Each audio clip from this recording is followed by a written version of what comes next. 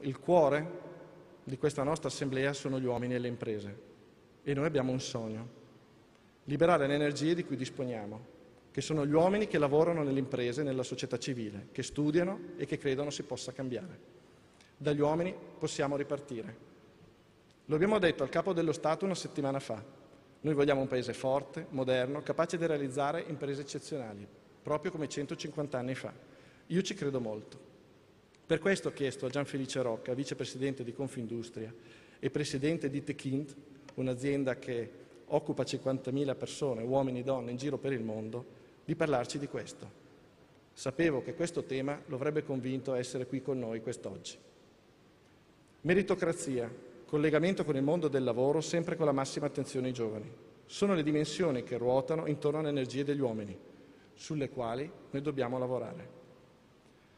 Meritocrazia vuol dire motivazione a fare sempre meglio, perché la società riconosce chi si impegna e lo premia di conseguenza. Noi vedremo tra poco 3 veronesi che lavorano all'estero. Ci siamo messi in gioco, facendoci vedere da lontano. Vedrete che c'è ancora tantissimo da fare, non solo per trattenere le nostre eccellenze qua, ma anche per riuscire a farle ritornare a casa. E per questo io lancio qui un'idea. Io vorrei creare una banca della meritocrazia, una banca dati in cui inserire le storie e le esperienze di brillanti veronesi. I modelli positivi sono una forte motivazione per i nostri giovani. Chi è bravo ed è riuscito a realizzare i propri sogni contagia virtuosamente gli altri. Gli uomini devono entrare al meglio nel mondo del lavoro, qualsiasi sia la loro scelta. Noi imprenditori ci lavoriamo da tempo e Confindustria Verona ha sostenuto anche la nascita di percorsi formativi specifici per preparare i giovani a esprimere le proprie energie in settori caratteristici del territorio.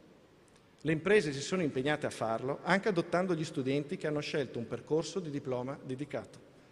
Questa è una strategia per realizzare un orientamento concreto verso ciò che serve alle imprese e che serve ai nostri giovani. Io su questo chiamo i colleghi imprenditori di tutte le categorie e la Camera di Commercio per estendere questa esperienza positiva ad altri percorsi di diploma. È una priorità del nostro territorio. Viviamo il paradosso che le nostre aziende cercano figure professionali specializzate e non le trovano, nonostante la disoccupazione giovanile, anche qui a Verona, sia alta.